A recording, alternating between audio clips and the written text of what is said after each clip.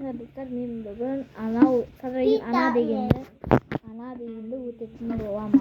Соны сіздер комментарий жазып қойсыңдар. Ана дегенді айтшы, сен алмайын тартады екенсің деп түсіндер. Қайсы достар, мен ана дегенді айтып берейін енді сарайдың.